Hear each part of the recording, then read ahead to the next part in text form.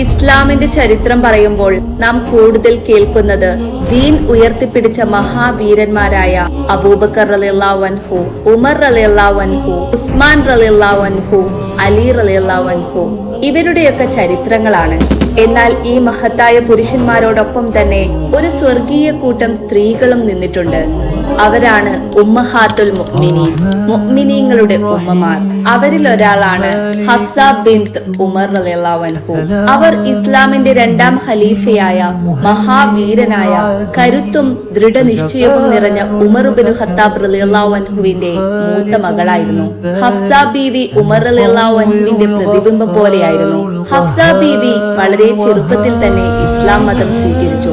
ബീവിയെ ആദ്യ വിവാഹം ചെയ്തത് ഉനൈസ് ഇബ്നു ഹുദാഫ റളിയല്ലാഹു അൻഹു ആയിരുന്നു. ഇസ്ലാം സ്വീകരിച്ച ആദ്യകാല മുസ്ലിം, പ്രവാചകന്റെ പ്രിയപ്പെട്ട സ്വഹാബി, ബദ്ർ യുദ്ധത്തിൽ പങ്കെടുത്ത ധീരൻ.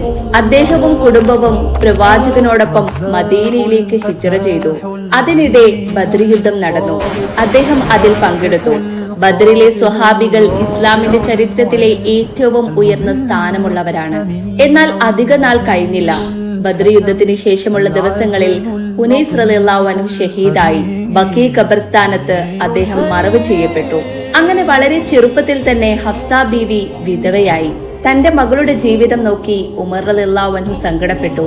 ബീവിയെ ഉത്തമനായ ഒരു ഭർത്താവിനെ കൊണ്ട് വിവാഹം കഴിപ്പിക്കാൻ തീരുമാനിച്ചു.